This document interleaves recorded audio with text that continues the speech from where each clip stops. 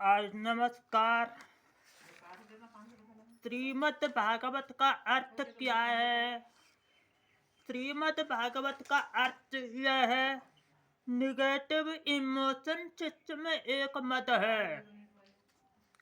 लक्ष्मी से युक्त, राधा से युक्त, भक्ति से युक्त। श्री माने क्या है? जिसमें श्री नारायण जी के इतने सारे उत्तम तत्व हैं। मद माने पूर्ण, जिसमें श्री राधा जी के पूर्ण तत्व हैं। भागवत का अर्थ क्या है? भागवत का अर्थ यह है, भा माने भक्ति, गा माने ज्ञान, वा माने वैराग, उत्ता माने त्याग। पुराण का अर्थ क्या है?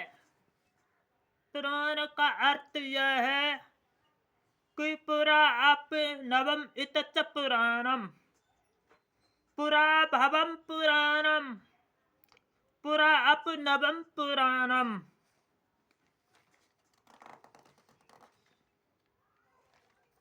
श्रीमद् भागवत जी में कितने स्कंद, कितने अध्याय, कितने श्लोक हैं? श्रीमद् भागवत जी में 12 स्कंद, 335 अध्याय और 18,000 श्लोक हैं। श्रीमद् भागवत जी में 12 स्कंद कौन है? श्रीमद् भागवत जी में 12 स्कंद इस प्रकार हैं। प्रथम द्वितीय श्री नारायण जी के चरण अंग है। तृतीय चतुर्थी श्री नारायण जी के जंगा है। पंचम छठम श्री नारायण जी के उदर और वक्ष स्थंग है। सप्तम अष्टम श्री नारायण जी के भुजाएं हैं। नवम श्री नारायण जी के ग्रीवा है। दसम श्री नारायण जी के खिंगा मुखार बिंदु। एकादश श्री नारायण जी के गंगाट। द्वादश श्री नारायण जी के शीश हैं। आइए प्रथम दिवस में हम भागवत का महत्व क्या है, इसमें हम प्रथम दिवस की कथा को भागवत जी की महत्व कथा बोलते हैं।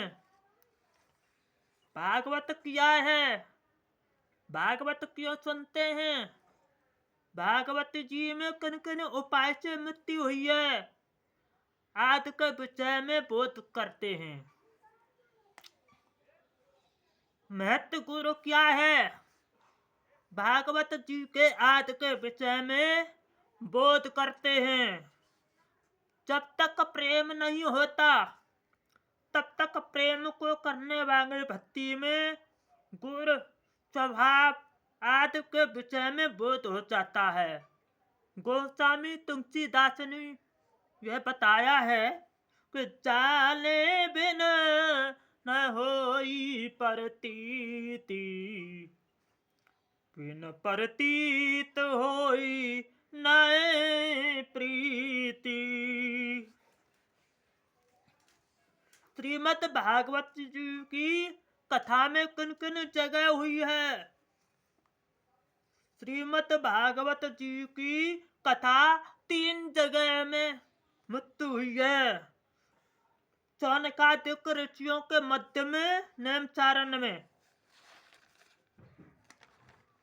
श्री सुखदेव जी राजा परीक्षित के मध्य में गंगा तट में शुक्र में, मैत्रेय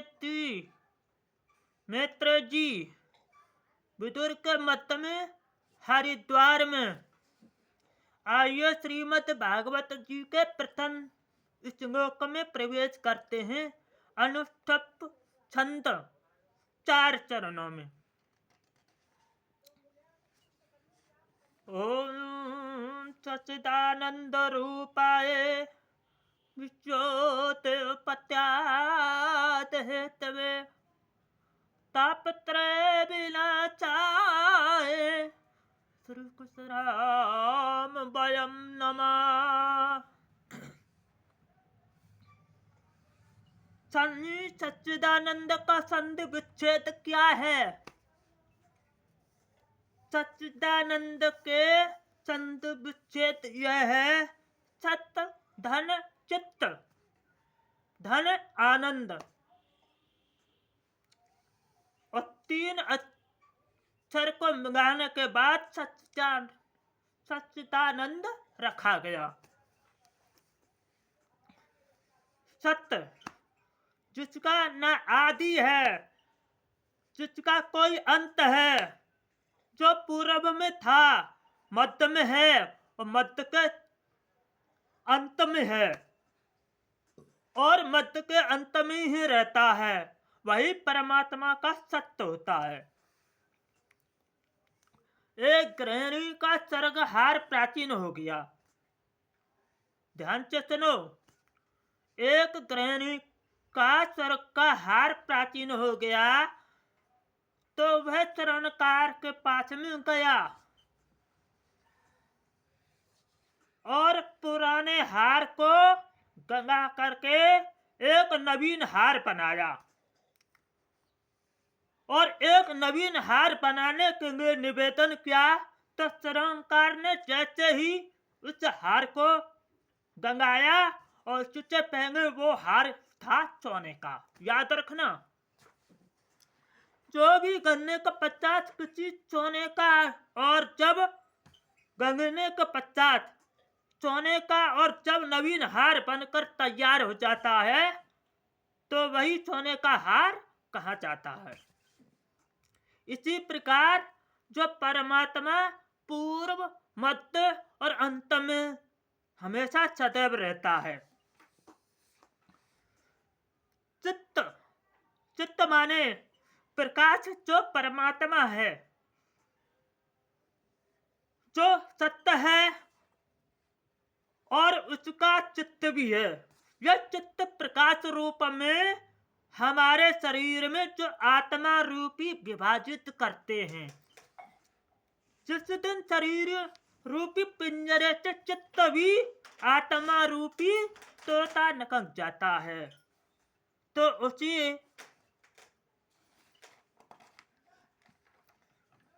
दिन से उसी क्षण में ही हम उसके बंधु बांधव कहने लग जाते हैं। तो भैया जल्दी करो, दुर्गंध आ जाएगी। एक दिन की समय है, एक स्त्री का पति मर गया। ध्यान से सुनो, एक स्त्री का पति मर गया तो सभी परिवारजन विलाप करने लगे। एक महापुरुष ने आकर के पूछा, अरे भाई आप क्यों रुदन कर रहे हो? जिस मृतक का जिसका संबंध था वह नाम लेकर कहने चला गया। महापुरुष ने कहा, कहाँ गया है वो?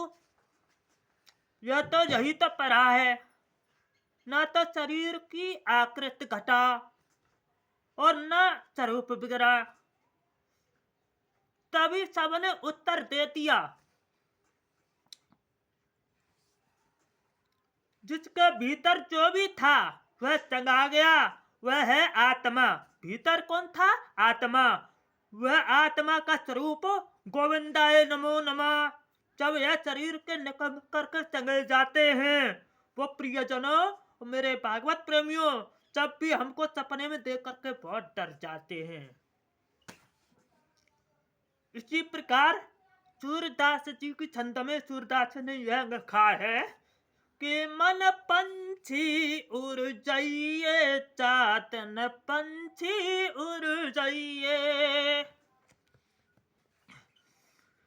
तातन तेरे तरवर के सबई पात झर जाइए, मन पंछी उड़ जाइए, साधन पंछी उड़ जाइए।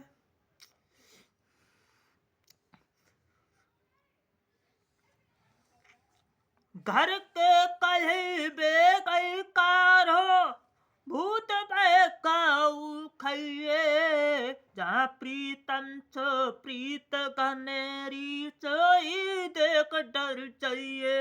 मन पंछी उड़ जाइए, साधन पंछी उड़ जाइए, तातन तेरे तन तरवर के सबई पात जर जाइए। मन पंछी उड़ जाइए, साधन पंछी उड़ जाइए। ईश्वर अंश जीव अविनाशी, चेतन अमंग सहज सुख राशि। मेरे भागवत प्रेमियों, ईश्वर का वो अंश है जीव। जब शरीर से चित्त रूपी गोविंदाय नमो नमः निकल जाता है तो संसार में हमारी पूछ समाप्त हो जाती है। बंदियों, तो भगवान का स्वरूप चित्त भी है। मेरे बंदियों, सब सुख तो भी आनंद अंग अंग का शब्द है। सुख भौतिक है और आनंद आध्यात्मिक है। तो संसार बच्चों से सुख तो मिल भी जा सकता है, किंतु आनंद नहीं मिल पाता है। सुख तो क्षणिक होता है, आनंद तो बाहर खेलने और कूदने में विषय आदि होता है, परंतु वो आनंद अपने आप को ढूंढना होगा। जैसे सूरदास ने ढूंढा है, कम जैसे मीरा रचकान सूरदास ने ढूंढा है, असली आनंद तो भगवान में है। बोलो गोविंद भगवान की। आनंद के बिना विपरीत कुछ नहीं होता। तो बंधुओं, यह परमात्मा का तीसरा स्वरूप है, जिसके बिना और क्या है। जो आनंद भगवान का आनंद ही स्वरूप है। वो मेरे बंधुओं, हमने यह भी जाना है कि परमात्मा का स्वरूप कैसा होता है। तापत्र मेरे प्रिय बंधुओं,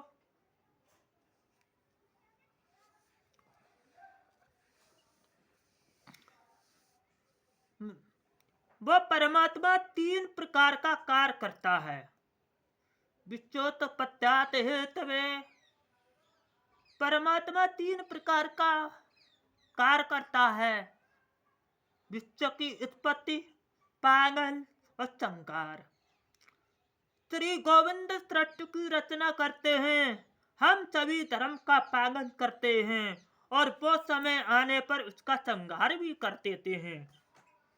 और वो मेरे भागवत प्रेमियों, हम सभी जानते हैं यह सच्चिदानंद भगवान हम सभी भक्तों के लिए और भी क्या क्या करते हैं। तो भक्तों, जीव सच्चिदानंद भगवान के शरणागत ही हो जाता है। प्रभु भगवान सब भक्तों को तीन कार्यों से तापों को मुक्ति कर देते हैं।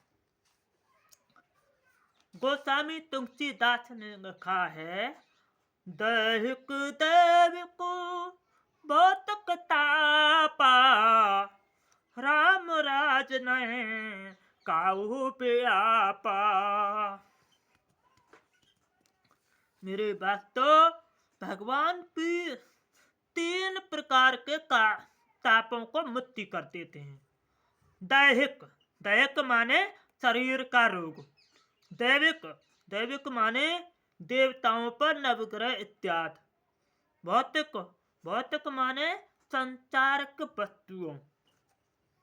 जो जीव सच्चिदानंद भगवान के शरण में है, प्रभु उन्हें तीन प्रकार के तापों को मुक्ति कर देते हैं।